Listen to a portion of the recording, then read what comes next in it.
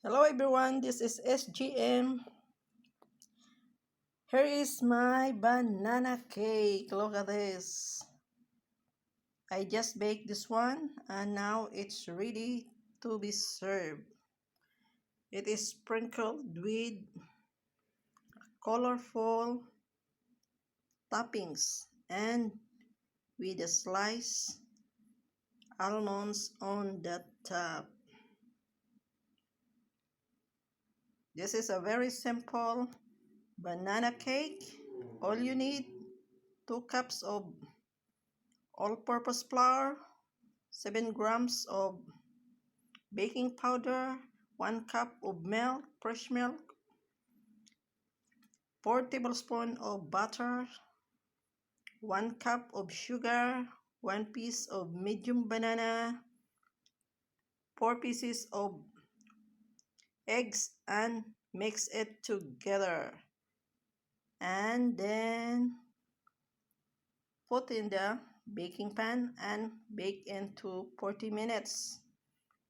This is it, and very easy and very quick. And now this is already done and ready to eat. Look at this, guys. Just beat it, the mixture, the dry ingredients, separate it, and separate also the other ingredients, and mix all together and bake into 40 minutes, and that's it. So I hope, guys, you like this banana cake. Just give me a thumbs up and leave a comment and share this video. And of course, if you're new to my channel, please subscribe for my channel for more videos to watch. I have different videos about travel blogs, cooking, DIY projects, and I hope you will learn many things from SGM Creations, tutorials, travels, and lifestyle. Thank you for watching and have a nice day.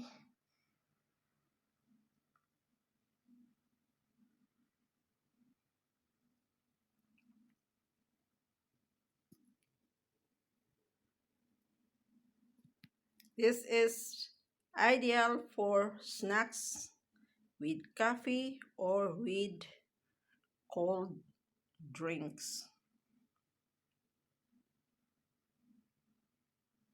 Bon appetit! Kain tayo ng banana cake.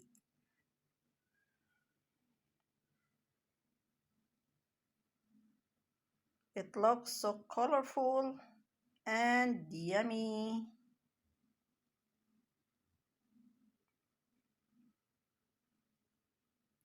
Next time I will show you how I prepare this one and how I bake it.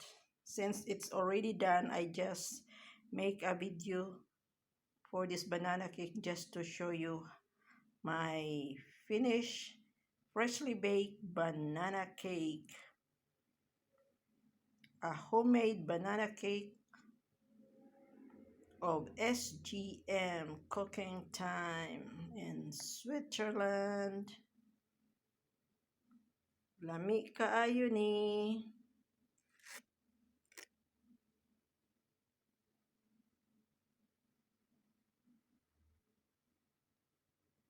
Look at the beautiful toppings.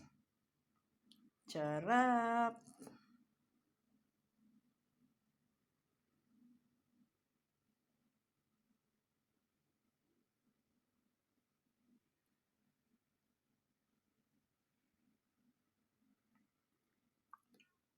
Lami ni siya parisan og kape nga init or frappe nga bugnaw, especially if you